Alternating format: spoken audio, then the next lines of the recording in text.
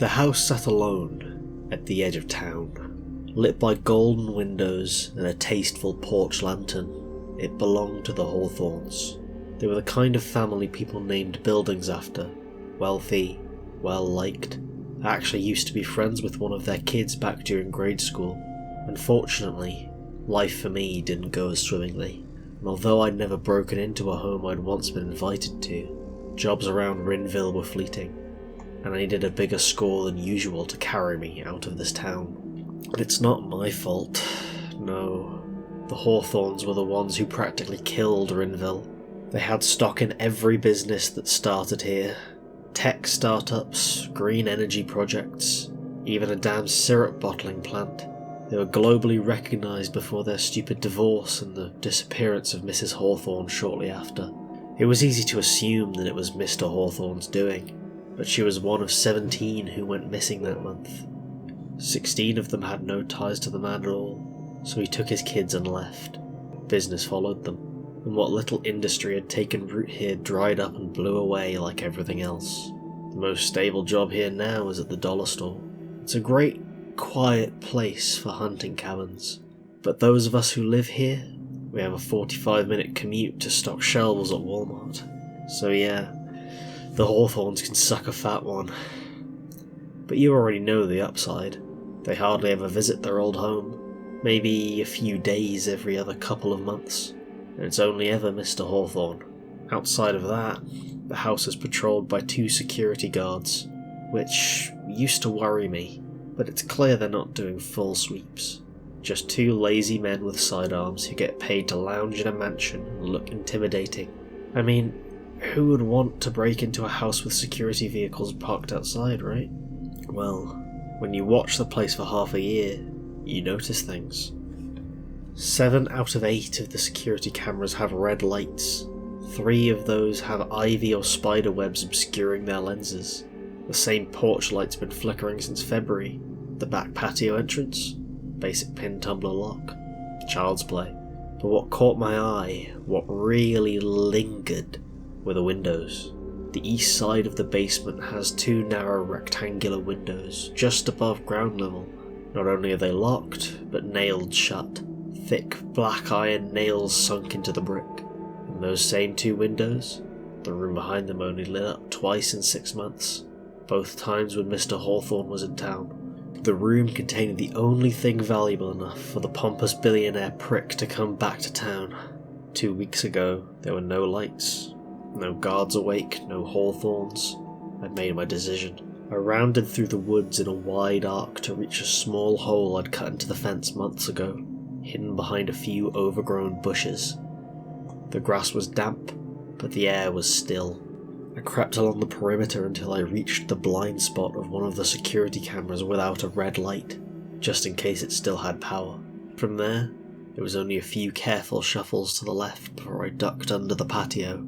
I knelt in the shadows and I planted my Wi-Fi jammer, flicked it on, and tuned the frequency. It wouldn't reach the cameras in front, but it would be enough to scramble feeds and alerts tied to the 3 back exits I'd been casing for months. A tight escape net if things went wrong. I chose the sliding glass patio door over the garage side entrance. Both were near staircases, but this one led toward the kitchen and living room, then the basement door beyond that. The garage entrance connected too closely to the bedrooms. I figured if the guards were still awake, they'd be planted on couches somewhere, nodding off to late night TV. But the house was dark, dead quiet, no action in the living room through the windows, so it was best to prioritise steering clear of the steps by the bedroom. The lock gave with barely a whisper. 30 seconds, maybe less. I slipped inside, eased the door shut, and clicked the lock behind me. The kitchen smelled like dust and stale coffee. My steps were slow, controlled, sliding forward on the balls of my feet. Every creak in the old wood floor felt too loud in the silence.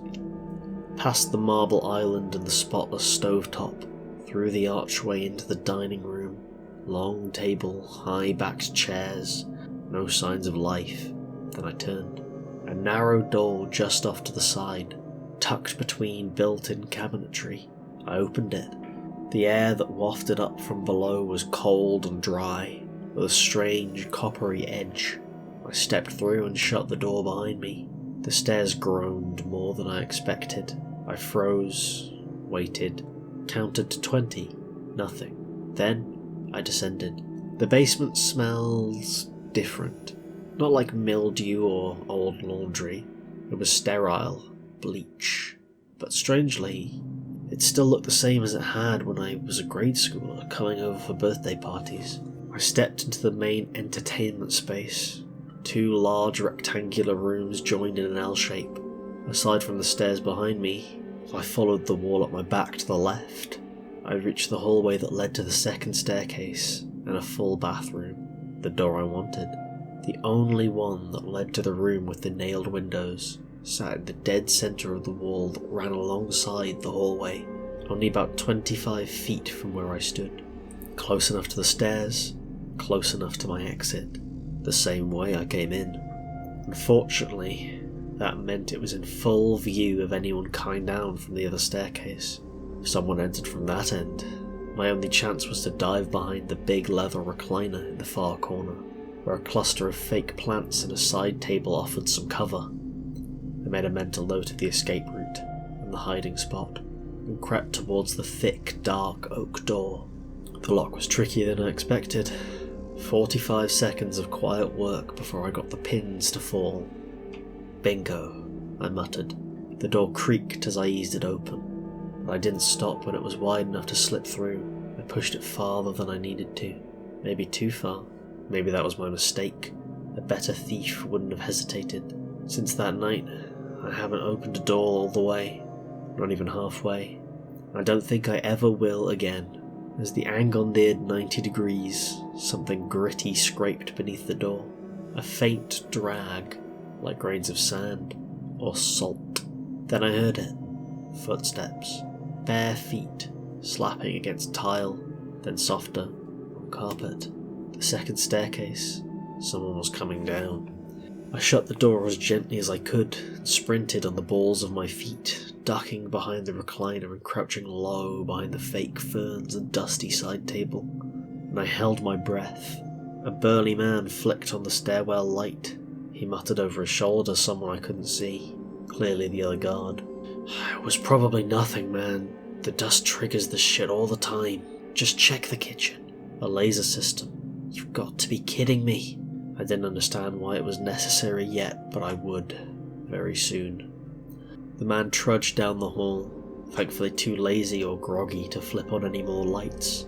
The only one lit was the stairwell, casting a silhouette deep into the room. His shadow reached the floor just a few feet from my hiding spot. Then he stopped. He was barefoot and wearing sleep attire. The only thing that marked him as a guard was the sidearm at his waist. He scrunched his toes in the carpet and bent down, brow furrowed, picking something up. A speck, a grain, the barrier, he muttered. The words barely made it out. Half gasped, half whispered. My gut twisted. He was about to figure it out, that someone had disturbed whatever the hell that gritty stuff was. Salt, sand, rice maybe.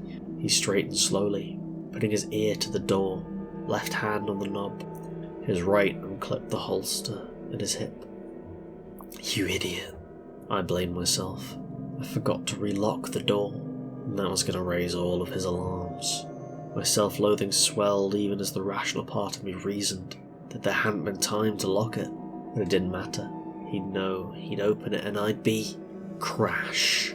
The centre of the oak door exploded inward, a shriek of splintered wood and ragged force.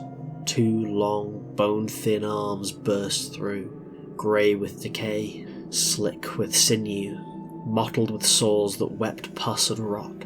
Fingers like snapped branches lashed out, tipped with yellowed nails crusted in dirt and old blood. The guard didn't scream. His breath caught in his throat. The thing's knuckled hands clamped around his waist, on his chest, on his legs, his waist, like it meant to fold him in half. Then it did. A sickening snap echoed through the room as his spine bent backwards. He didn't even cry out. His eyes locked with mine across the room, wide, horrified, searching for something, for help. He was sputtering out blood, going. The arms continued to pull. It yanked him by his ruined waist into the splintered hole, forcing him through like a toddler jamming the square block into the round hole of a toy.